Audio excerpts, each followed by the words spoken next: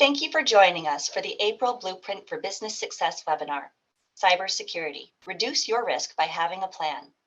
Good afternoon. I'm Sarah Gomes, Workforce Consultant with Job Service Kalispell. Attendees are muted, but we encourage you to use the chat box for asking your questions, which will be answered at the end of the presentation as our time allows. As usual, we ask that your questions and comments are polite and respectful to our attendees and the presenter. There is a 2-minute anonymous survey. We would appreciate you completing it because your feedback helps us improve the program and offer future topics and content that is useful to Montana businesses.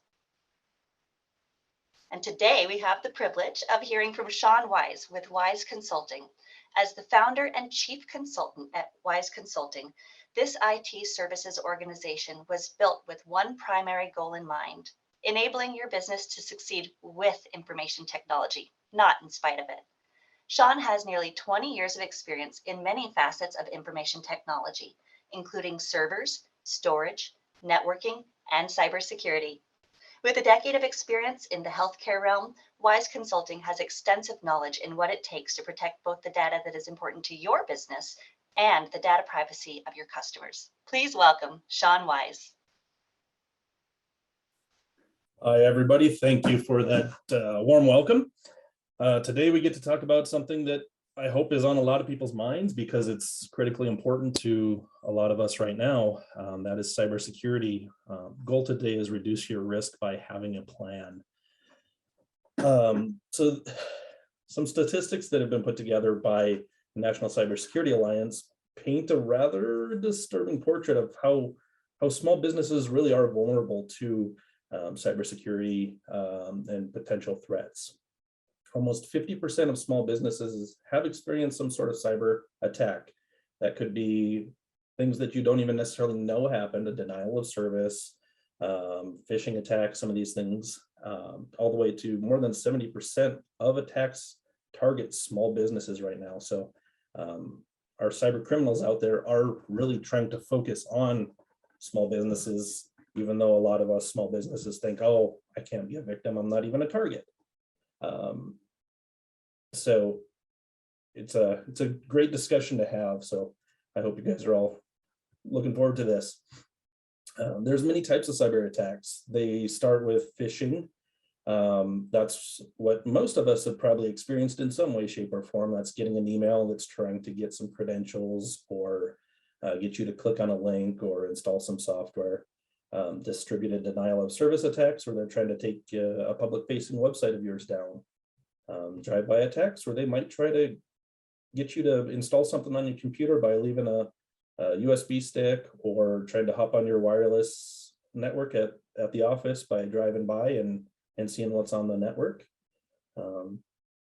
Password attacks, try to guess your passwords. We got to protect our passwords to make sure that we're using strong passwords that we can actually remember and utilize. Ransomware, probably the biggest one that a lot of us think of when we're talking cybersecurity. Ransomware attacks are where they encrypt your data and then they try to get money from you to pay to unlock that data.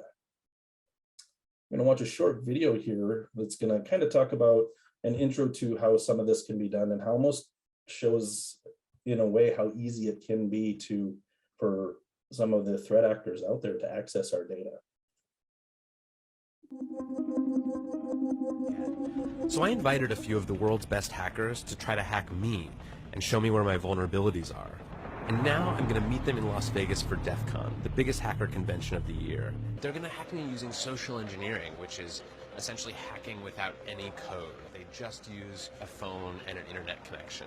Do you want to do a sample phishing call? What's phishing? Phishing is voice solicitation, and basically what you do is you use the phone to extract information or data points that can be used in a later attack. Let's do it. Okay. Who are you going to call? Maybe I'll call your cell phone provider and Okay. see if I can get them to give me your email address. I bet they're good. I bet they have my back. But yeah, go for it. I'm going to spoof from your number, so it's going to look like it's calling from you. Okay. Hi, I'm so sorry. Can you hear me okay? My baby, I'm sorry. my husband's like, we're about to apply for a loan and we just had a baby and he's like, get this done by today. So I'm so sorry. I can't call you back. log into our account for uses information, and I can't remember what email address we used to log the account. The baby's crying, and can you help me? Awesome. In just 30 At seconds, gmail.com. Jessica gets access to my personal email address. Now, if I needed to add our older daughter on our account so she could call in and make changes, how would I need to go about doing that? You would have to send me a secure PIN through a text message? Yeah, well, the thing is, I don't think I'll be able to receive a text message if I'm on the phone. Shh. Oh, I'm not on there either? So I thought when we got married, he added me to the account. Jess uses my girlfriend's name and a fake social security number 5127. to set up her own personal access to my account. Wait, I'm sorry, so there's no password on my account right now? Can I set that up? She even gets the support person to change my password. Thank you so much for your help today. So she just basically blocked me out of my own account. I'll get her fed after this. All right, thank you. So they just gave you access to my entire cell phone account. You're gonna have to go on and change your password now because it's Jess, my name. And all it took was a crying baby and a phone call. Yeah. So as we can see, our threat actors are always out there. They're trying to gain access to our data. The phishing exercise that we just saw a demo of, it can be done, and it's obviously we saw how relatively easy it was to do that. That's why protecting our data, multi-factor authentication, and some of these other things that we'll talk about today is so important. So phishing, what is phishing? Again, I'm guessing that most of us out here have been the victim of some sort of phishing attack, hopefully unsuccessful, but these attacks, especially as they come in via email, they happen daily to a lot of us, and they can really be that first point of contact for an attacker to get into our network. So what is phishing? Phishing is the fraudulent attempt to obtain sensitive information such as usernames, passwords, credit card details by disguising oneself as a trustworthy entity in an electronic communication. So the long and short of that is phishing is an attempt to get an email to get some information out of you, whether it's trying to get you to log into a website and steal your credentials, trying to get your bank account information, trying to get social security number, that sort of thing. They're trying to get you to click on a link, go to a web page, enter something, install something along those lines. And just as an example of what we've saw in doing some phishing training exercises, one organization that I did phishing training and awareness on, we had about 644 emails sent. As you guys can see, 150 emails were opened by the users, and 134 of those 150 had users caught. That's meaning that they clicked on the link. This particular training and phishing training exercise was, it looked like a Capital One credit card, and it was sent to a business email address. So, you know, a lot of our users should be asking themselves, why is Capital One sending that to my business email address? So the reason that phishing is such a big piece of this is realistically, ransomware starts, the vast majority of it starts with phishing campaigns or phishing attacks. 91% of all ransomware attacks start via phishing email to an unsuspecting victim. 91% is a massive number. And of that 91%, 32% of all successful breaches involve some sort of phishing techniques. So a lot of the attacks that come into networks and take over companies, whether it's a ransomware attack or just stealing some of that data, 32% of them start with some sort of phishing attack or technique. Once an email gets delivered, even if it has some sort of phishing attack in it, we're seeing that on average, it takes about 82 seconds from the time that email message is delivered to a user's mailbox until the time that that user will click on that link and potentially have installed some malware, have gone to a website that they're going to go enter some sensitive information to that looks like their Wells Fargo bank account, but it's actually a fake account or a fake website. So the goal really is we need to be preventative about email, and we need to be scanning that email and preventing those phishing attacks from getting into the organization, so that our users don't have the opportunity to click on that link. And because nothing's perfect, we do need to also train the user base. So all of our employees that get those emails, really just as important as any tool that we can implement is the training of those users on what to look for. That is, why does that link say Wells Fargo with an X at the end instead of wellsfargo.com or something to that effect? So we got to train people what to look for. Usually from a phishing attack, a lot of what we're seeing right now is ransomware attacks in order to get the encrypt data on your corporate network, and then they will try to get money out of you to pay to unlock that data. So what'll happen is, again, from the example of a phishing attack, user clicks a link, that link installs some piece of a virus or malware, usually installs it on somebody's computer. The virus then goes out to the attacker's servers, downloads some additional software, or gets the attacker access to your network. At that point, they start encrypting your data. Once the data is encrypted, the attacker will usually send out an email or provide a way for you to contact them, usually in the form of a pop-up screen. I know I've saw some of these examples here on as far as the pop-up screens go. That's my job though, unfortunately.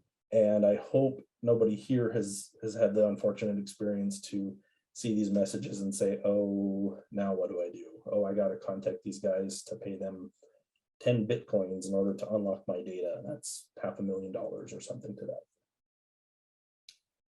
So really how we protect ourselves against that, there's 10 general steps or 10 areas that we like to look at in order to have an effective cybersecurity footprint. And I think Shrek said it best in that just like ogres have layers and onions have layers, security is best done in layers. There's no one magic tool that's going to solve it all for us. There's no perfect software out there that's been developed that can protect all of us. But realistically, it's a whole host of things that we do together in order to protect our data. It really starts with network security.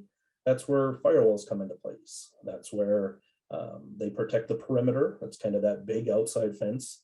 We have the firewalls that take care of that. All the data that's coming in and out of the organization really should go through a firewall, and we need to protect that as we start there. Malware prevention, produce relevant policies and establish anti-malware defenses, and that's generally in our antivirus solutions, or as we'll talk about a little later, next generation or endpoint protection. Monitoring is another critical component of any security establishment, because if we have great tools, they're doing their job, but we're not aware that they're doing something or that there's an attack currently happening, then we can't react and take care of it.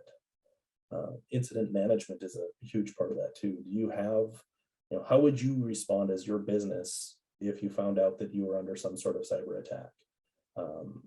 Not having that plan in place is a key component to being able to defend against a cyber attack. User education and awareness. This is one that personally I find is one of the best, most important components of a good cybersecurity program, is to train our employees on what to do. As an IT professional, I see that as one of my primary jobs. Is if I don't provide our users and the company's users with the tools and the knowledge on what to look for, now that's really on me, not on the users for not knowing what to look for. So user education, awareness, continuing training, even at 5-10 minutes a time, and every quarter or whatever it may be, it's critical to empowering a holistic approach to cybersecurity. And home and mobile working, this obviously with COVID, this is one of the biggest ones. How are we addressing work from home? All of our users that now can hop on their hop on the internet from home, connect to corporate resources or business resources, whether it's through a VPN or a cloud solution. How are we making sure that they are having safe experiences from home as well, not just safe when they're at the office? Secure configuration. You secure by default. A lot of times we get a printer. I got a printer right behind me here. The password comes and it's a generic one that you can find by a quick Google search of printer name, printer model, and password. And the default password is very easy to find. How are we configuring those devices that we add into our network? Are we making sure that they start secure and that we're continuing to look at them and address them? Removable media controls is another interesting one. A lot of times you can find a USB stick that you get at a trade show, or somebody gives you oh, hey, open these files, I'll share these files from you. I just got them from my home computer. Well, in order to get those, they had to plug it into their home computer. That's an unsecured device that maybe doesn't have the same security tools in place to watch that, and unknowingly the users got some malware on that removable media, that USB stick. Now you plug it into your corporate network and suddenly you can be the victim of a worm or virus or malware that gets installed, and then things change. And then finally, managing user privileges. In IT, we have this idea of least privileged access. Just like within a business, we don't show everyone in the company all the payroll information.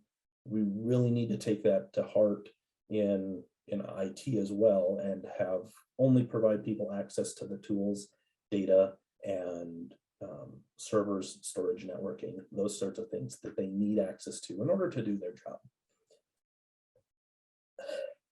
Next is a slide that I love, and it's because of that user training aspect that I talked about.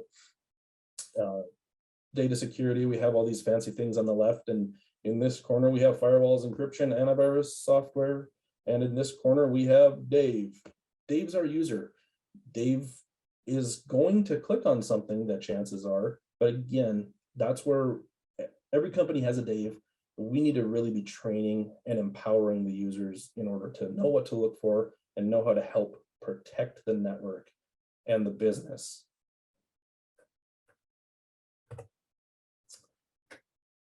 Endpoint security, now with more antivirus.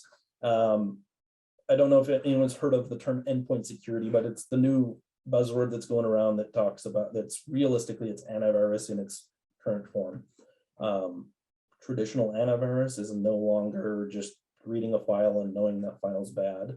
What we're really looking at that modern or next generation endpoint security tools have is they have these 7 techniques that they do. Prevention, so they're going to, 1, prevent known bad files and things coming in.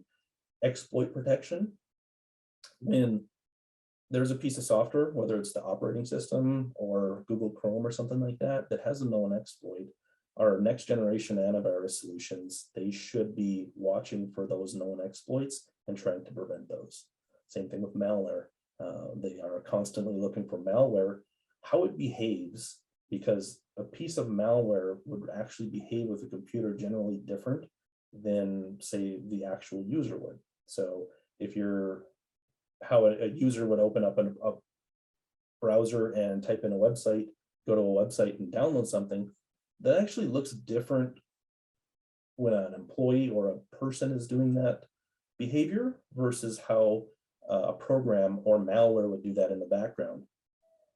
In the fact that, oh, this is taking about half the time for the mouse to move this far because it's doing it from a script or programmatically. So the endpoint security solutions, they see those, they use machine learning, and they look for those techniques and they try to block that or prevent that access from happening. Mitigation, we mitigate problems that occur. Maybe a couple files did get encrypted, but we blocked that. We stopped that threat or that program that was running in the background that was doing this encryption. The endpoint security tools should be able to mitigate that know what to look for, and prevent it from happening by killing that program or that task. Remediation is another big one. A lot of times we have our endpoint security tools, or antivirus again, will have the ability to roll back files, and they will do at least a certain level of protecting files so we can remediate that or undo some of those changes that happen. Just like we said, no tool is perfect. Modern endpoint security solutions, they do forensic analysis that help us in order to, as security professionals, that help us to go back, see what happened, how that attack occurred, help us learn and prevent further attacks from happening down the road. And of course, a huge one is 24/7 monitoring. Any cybersecurity event can happen anytime the computers are on, really. And a lot of times a threat actor might do their work or their nefarious activities later in the day or outside of normal business hours, so that they're not interrupting somebody, or that somebody isn't watching and sees some strange thing happening with their computer and report it. So we really need to be watching constantly, 24/7. We need to be monitoring these tools in order to make sure that they're protecting our systems, and we're ready to respond in the event of some sort of breach. Another critically important piece of cybersecurity is backups. How are you backing up your company data? 58% of small businesses are not prepared for data loss. If you guys lost some data, how would you go about recovering that? If you did lose data, could you recover? If you lost all of your invoices or something to that effect, could you actually recover from that loss of data? That's where backups come into place, because things can happen, whether it's a fire that burns down where your servers are, whether it's maybe the sprinkler system goes off. Hopefully that's not the case, but then it takes out the server or the storage device that has your data on it. If that data is not backed up somewhere else, it really can put a damper on a business, and a lot of businesses cannot recover from that type of loss. So regular backups of company data is critical. We don't just put that in one spot. We like to see 2 copies. One is on site and one is remote. So we should have a copy of your company data, should be encrypted, secured, and at least nightly sent to the cloud. And then we would like to see 1 copy on site as well, in order to just expedite recovery in the event that we do have to restore some data. And last, and probably one of the things that gets overlooked most often is, cool, you have your backup set up, but realistically, do you know they're working? Are you confident that they're working? And in order to verify that, we really need to be testing backups, doing tests to say, do a test restore, check some files, make sure that version of the file is what we would expect from when we restored the backup from. So we need to be constantly testing those backups in some way, shape, or form, to know that yes, our data is getting backed up properly and it's usable. There's not something in the back end wrong with that data. So it's a critically important piece that a lot of people overlook. Patch management is another area of security that is extremely important. The pieces that we make sure get protected or fixed are the operating system, third-party applications, and line of business applications. There's always new updates coming out for Windows or Macs or whatever the case may be. And if you're not patching those vulnerabilities and fixing for those, that's when we leave ourselves open to a threat actor using those vulnerabilities to, whether it's install that software or they use it as a pivot point to get from one computer to another that has that open vulnerability. It's a big area that if we can prevent those openings, it helps to secure the network. And one thing that I like to say is, just because you do run a Mac doesn't mean you're secure. Windows, Mac, Linux, they all have vulnerabilities that come out, and there's always patches coming on, so we got to stay on top of those. And it's not just about patching Windows and Mac and Linux.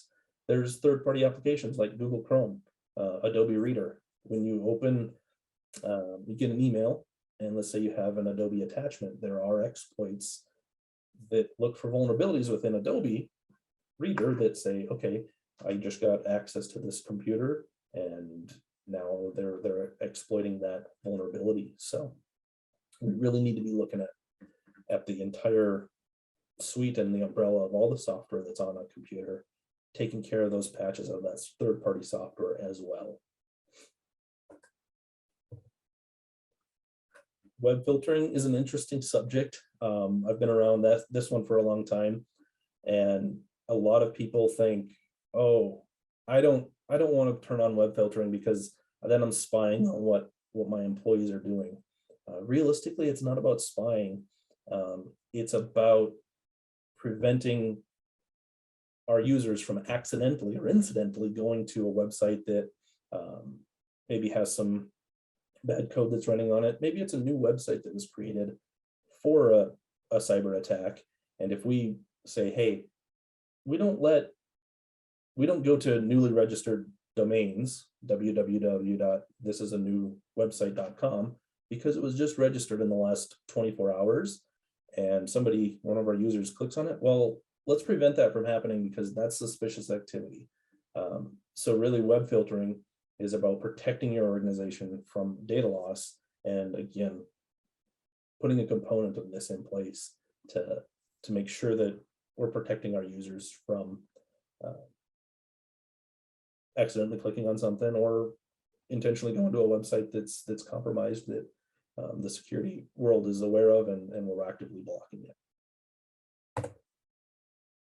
Password security is one of my favorite things to talk about because so many people we have dozens, if not hundreds of websites, tools, pieces of software that are password protected that we try to go to. And how do you remember all those passwords? How do you make strong passwords? First and foremost, in the slide here, this th1s%7ax, that's actually a terrible password. We've been trained for years to create strong passwords, and it's in that format, but realistically, that's a terrible password. And the reason why is because the human brain is not designed to remember a password like that. So they're naturally going to be inclined to write it down or store it somewhere that's insecure. And in reality, a passphrase is much more secure because now we're talking about the length of the password rather than just it's short and complex. Generally, what's recommended by the security industry nowadays is a 12 to 20 character password. And when I first say that, I think a lot of people are like, whoa, I can't come up with a 20 character password that I'm going to be able to remember, or I don't want to type that in every time. Realistically, the mnemonic or the tool that I like to give my users and my customers is, let's go with a passphrase. So give me an example of an animal. We'll go with donkey, DONKEY. Throw a number out there, 27. Now look around your office or wherever you're at, and look around your car and find an object. Board, I have a whiteboard. So donkey 27 board with a capital B. It doesn't seem that's actually a great password because we're at 6, 7, 8. We're at 13 characters long, and that is much more complicated to crack because of simple math, entropy. Because of the total number of combinations of characters when we have capital number, capital letters, lowercase letters, numbers, and we didn't even have to throw the % sign in there to make it more complicated, but that password is much more difficult to crack because it is such a much longer password. And then a lot of people say, well, now how do I remember all these crazy long passwords that we're creating? Password managers are our friends. They're a useful tool that we really need to be utilizing in order to store all of the passwords that we have access to and store them securely. So what a password manager is, there's various ones out there, LastPass, KeyPass, MyKey. There's a runs the full gamut of it. There's dozens of them out there. What it is it's an encrypted piece of software that you store all your passwords in. So there's one password, it's your master password that you have to enter in periodically to gain access to your safe, as it were, your password vault. But that password is longer, harder to crack, and then hopefully protected by multi-factor authentication, which we'll talk about in a second as well. And that protects the entirety of the rest of your passwords so that you have them in a secure location and you have access to them for when you do need to log into those other websites or those other tools. So this is basically a cartoon of what we just talked about. So Troubadour %3 is really 28 bits of entropy, so it's 28 different combinations possible, and that's really kind of easy for a password tool, a cracker, to try to guess, and it's hard for our users to guess. Whereas the longer passwords of 4 random words, or that example that I gave you, 1 long word, some numbers, some more long words, we have a much more challenging thing to remember. So that's where that comes from. Hopefully everyone here has heard about multi-factor authentication. And really it's more than 2-factor authentication, it's multi-factor, because you can have 3 factors or more factors of authentication. One is your password. Generally everyone has the username or password, but then the second component of something you have, which is the knowledge of a password, is something something you know, the password, and something you have, which is, for example, your phone. You can get a text message, you can get a notification from an app that you have to use on your phone that says, hey, enter in this 6-digit code, or you can get an email that says, hey, here's your 6-digit code, enter that in to have the second factor of authentication. Any piece of important information should be protected by 2-factor authentication, whether that is our healthcare companies out that take care of us, they should be protecting all that data. Your bank information, I would highly recommend to make sure that anytime you're logging into your banking websites that multi-factor authentication is turned on. I recently ran into an instance where I had no way to turn it on without asking the bank to turn it on for me. So that was surprising, but any of that important information that you guys may have, it should definitely be protected by multi-factor authentication. And that goes back to line of business applications that you would have in your company that has your customers' data in it. That should really be protected as well by multi-factor authentication in order for you guys to be preventing and protecting the data privacy of your customers.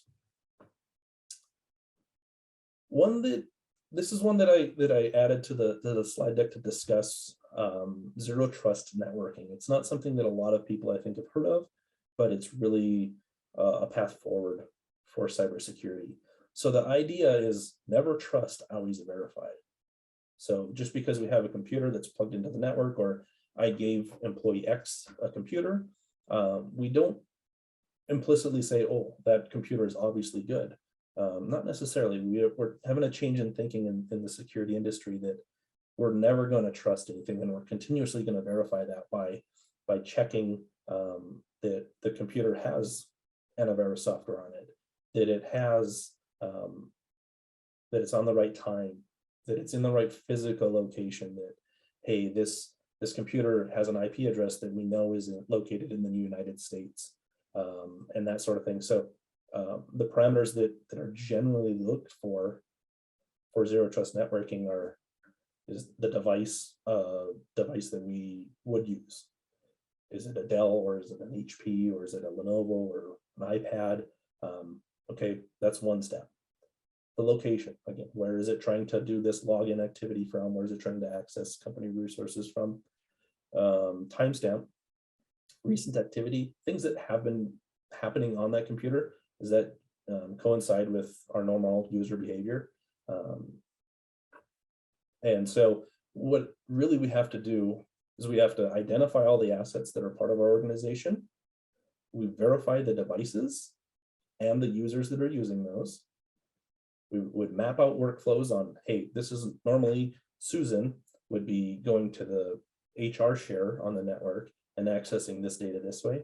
Well, we would watch that flow, and if Susan is suddenly not trying to access HR data anymore, but she's trying to access the C-suites folders or accounting information, now that's a strange behavior, and that's something that will draw some red flags, and we need to maybe look into and make sure that that's not happening for some sort of nefarious activity.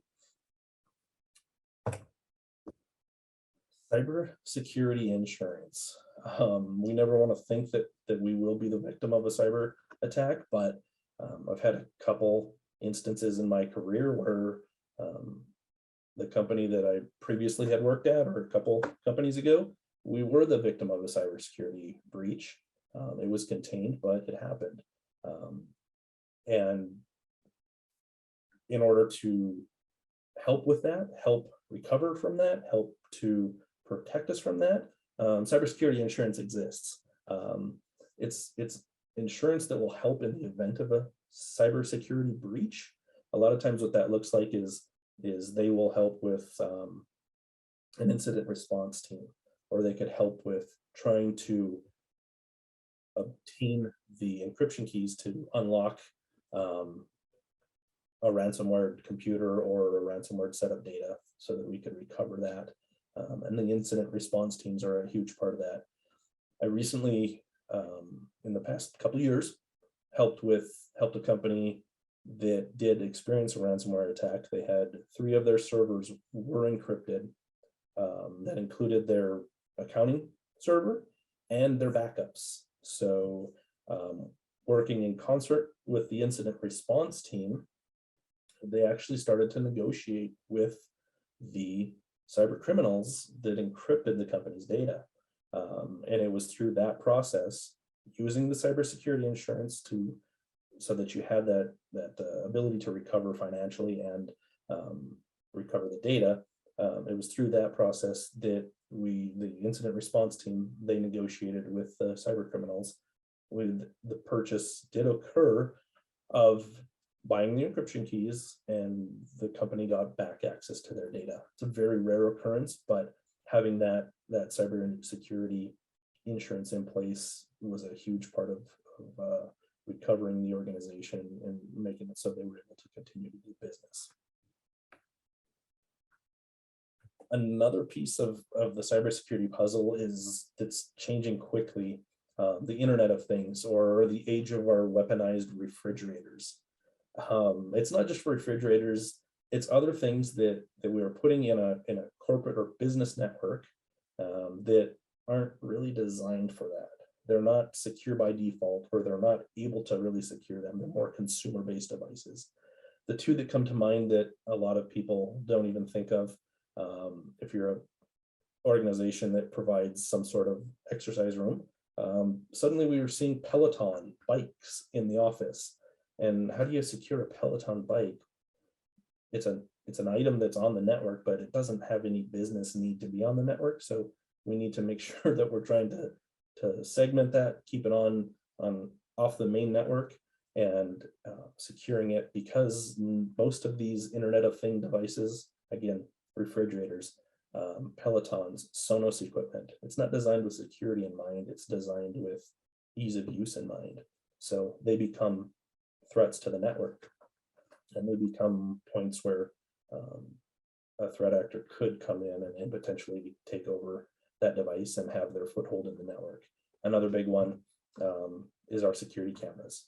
We install security cameras, but a lot of times by default, companies that may install their cameras or install a security camera system on their own, they are not protected. They don't change the default passwords. They open it up to the internet so that, hey, it would sure be nice if I could view my cameras from my phone or from a web page at home. Well, not realizing that now you've just opened that entire device up to the network and haven't changed the password, and now it's almost trivial for the bad guys to come in scan for it and see, oh, that this is that camera system that is on the internet that has this known vulnerability. And now we have our first foothold into this network. Now they look about exploiting that. That's the end of the presentation. We'll open it up for questions at this point.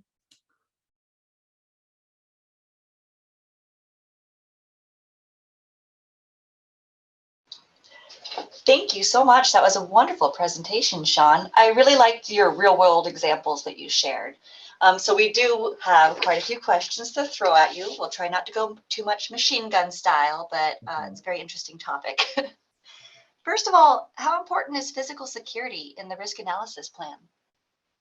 So physical security is obviously critically important. The reason is cool, I have my data, it's in the cloud, it's backed up, but if a bad guy could go in and break into my office and just take the server or take the storage device that has all of my data on it, now I've suddenly lost control of all that data. So if I'm not at least locking it and putting in that some of those servers and devices in a secure environment, it's really shooting yourself in the foot by not protecting it from. So in the end, we still need a good lock and key on things. Yes, exactly. Some things don't change at least. But what's the most common mistake you see businesses make? For me, it's businesses don't believe that it can happen to them, especially small Montana, rural Montana, where we live. I talk to businesses and they're like, oh, it can't happen to me. And then realistically, again, you're just an IP address on the internet, on the public internet. So it can happen to you because if you have that presence, it's open and we do have to protect it. So unfortunately, it can happen to us and we got to protect ourselves from that, from a cyber attack. All right. Well, that makes sense. I got to build some skills then, though. So we'll help you with that. Right. Speaking of help me with that, can we just do all those things without IT professionals? I like to think no. For me personally, I can't rebuild the engine on my truck. I'm not a mechanic, so having the skills that have been developed and that the training that I have and that the organizations that I partner with, having the knowledge and utilizing that knowledge to most efficiently and effectively protect the data is important. So now okay. Involve us and let's make it a holistic and a partner approach to protecting our data. We can't just weekend warrior this like we would a backyard project. Not generally, no, not anymore. It used to be a little easier to do that. I think that with the current threat environment that we're seeing, whether it's nation state attacks on power infrastructure or hackers trying to attack small businesses, things have just changed so much that it's becoming a different ballgame, unfortunately. Okay, changing world all the time. So this question is a little beyond me, but it's a good thing you're the professional because hopefully you'll know what it means. What steps can a small business take with employees that use BYOD devices? BYOD is bring your own device. So just a quick background here. A lot of times companies and it's becoming more and more frequent that companies are allowing their employees to either bring their own laptop because they're comfortable with it.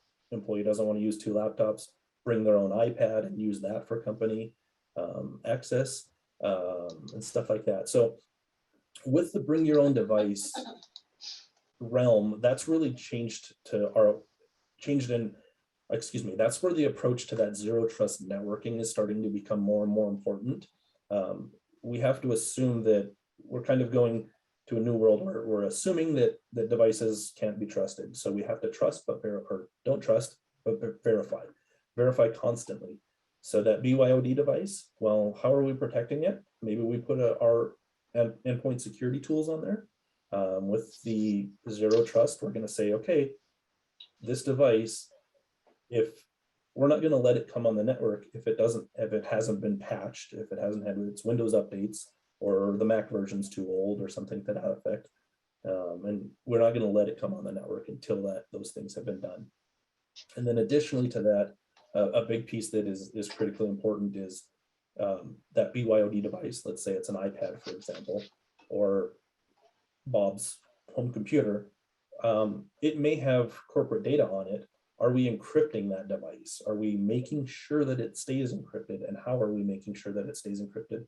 Because if we do lose that device, sometimes there's regulatory reporting. I know in the healthcare world, HIPAA compliance, if a device is lost, if we can prove that it's encrypted and secured, that the threat actor doesn't have just easy access to that patient data or that PHI, we don't necessarily consider that a breach if the data is still encrypted and protected.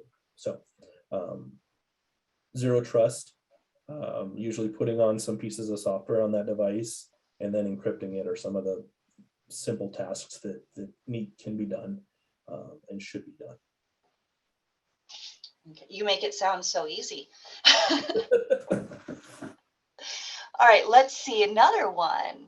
Can Montana organizations be impacted by other state laws like California and their California Consumer Privacy Act, CCPA, where heavy fines are being imposed on businesses?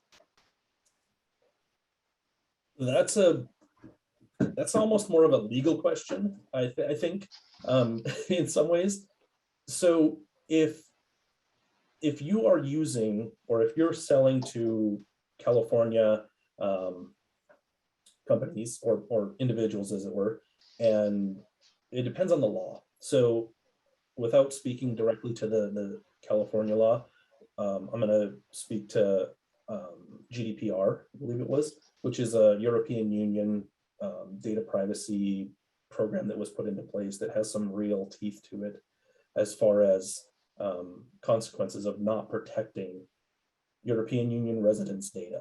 So there are vulnerabilities, or not vulnerabilities, there are ways that you can be impacted as a business. If you choose to do business with individuals in the European Union, you do have to be GDPR compliant, and that means taking certain steps to protect your the data of the personal data of those individuals. So if you're taking name, address, phone number, credit card, you are responsible for protecting that data. So I guess the long and short answer to that is it depends on the law, really. And a lot of the laws that we're seeing now are targeted towards that, to where it is your responsibility within reason to protect your customers' data. And there are consequences if you're not taking reasonable and prudent defenses to protect that data. Oof, that was a high-level question with a high-level answer. Good question. We are running low on time, but I want to squeeze one more question in if we can. Please. If say I'm a small business, if a business can't implement all you've suggested right away, what do you recommend they do first? Really, it's difficult for some businesses to make all these changes at the same time. And it's hard to pick the most bang for your buck tool. If I had to put them in an order, Endpoint Security, that next generation antivirus that's doing more than just Norton personal antivirus used to do, is critical. The backups are a big one that, hey, if you have a copy or two of your data, it makes you less, it may make it hard for you to immediately recover from a cyber attack, but you would potentially be able to recover if you still had access to your data and your customer data. Those two are critical, but really, and unfortunately, it is layering on this approach of there's no one pill that fits it all. But what we like to do is we like to work with the company and say, okay, we'll come in, we can implement these things, and we'll just start doing them in chunks. And that's where we can make a difference, I think. Hope that answered that question without too much rambling. Small bites and baby steps, kind of. Well, I like that you referred back to the onion, because that does make sense. Start with a layer at a time and it builds up. So here's one that's kind of out there. I hope we have time for it before we have to wrap it up. what's all this talk about dark web and how do I stay off of it? Is this something I'm just going to stumble on? So realistically, the dark web that people have heard about, it's not something that most people are ever going to get on and interact with it. Unfortunately, if your private data, whether it's your bank account or your social security number or your healthcare records, get put on the dark web, that's a problem for you because that's your data privacy. Realistically, most people aren't going to interface with the dark web in any way, shape, or form because you really have to know what you're doing in order to find your way onto the dark web and start trying to do some of that type of activity. So the dark web's more like the back alley where bad transactions used to take place. You know, if you don't know what alley to go look down, it's highly unlikely that you're going to find it. That being said, if your data was part of a breach, we've had some that have made the news recently, unfortunately, in our local community. Your data could definitely be on the dark web. So things that you can do to try to prevent that or protect that: monitor your credit score, monitor your credit, use multi-factor authentication to protect any sensitive information that you can, your bank information, your healthcare information if you can, and good password management. So have strong passwords, secure them with a good password manager. There are also some tools out there where you can scan the dark web. You can put in a business or a personal email address. You can scan the dark web for to see if your email address has been part of any known breaches. That's a tool that is out there that you can look into. We can help with that as well. And one that seems kind of silly, but stop oversharing personal information on social media. Not everyone needs to know when you're going on vacation on your social media, because then people that are looking at your social media would maybe know when to break into your house when you're away from home. Kind of same thing with your personal information and private information.